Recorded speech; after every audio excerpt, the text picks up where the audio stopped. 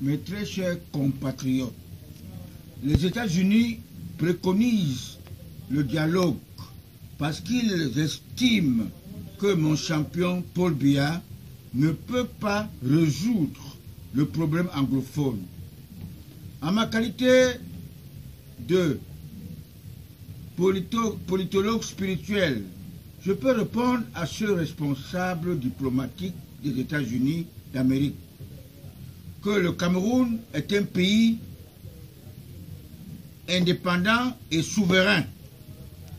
Nous ne pratiquons pas la démocratie des grands électeurs ou cette démocratie que l'ancien président français Jacques Chirac, un grand franc-maçon, avait déclaré que l'Afrique ne s'accorde à une démocratie de luxe.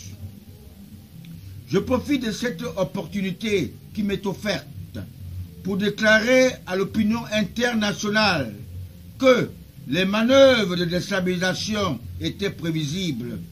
Cette voie satanique organisée par les francs-maçons fut connue par mon candidat naturel, son Excellence Paul Biya. Parce qu'il sait qu'un ennemi qu'on connaît bien vaut mieux qu'un ami hypocrite. Il ne se reproche de rien. C'est pour cette raison qu'il a respecté le calendrier pour l'élection de 7 octobre 2018, qui a été très transparent comme l'eau de roche. Je peux me permettre de vous relater cette parole spirituelle qui fut l'œuvre de notre Sauveur, Jésus-Christ, le Fils de Dieu, dans cette planète maudite terre conquise par le Satan, pour ne pas dire par les francs-maçons qui n'ont pas la crainte de Dieu. À quelques jours qu'il soit livré par Judas, il rassembla ses 12 apôtres et leur posa une question. Qui suis-je? L'un d'eux lève la main, c'est Pierre. Il dit, tu es Christ. Jésus lui dit, Pierre, tu as eu l'inspiration de mon Père qui est aux cieux pour savoir que je suis le Christ. Par contre, tu es Pierre, je bâtirai mon église sur toi, Pierre.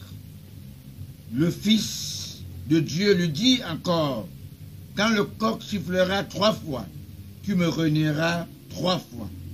Voilà les preuves que mon candidat naturel, Paul Biya, est confronté seul avec les bons anges de Dieu qui le protègent, y compris le G20 et le chasseur de lions qui se sont ralliés à lui. De même, Jésus-Christ avait soigné 10 lépreux. Seul l'étranger est venu lui dire merci. Les 9 autres se sont dit qu'il avait l'obligation de les soigner, car ils sont les Juifs comme lui. Il est leur frère juif, pour ne pas dire Betty du G11.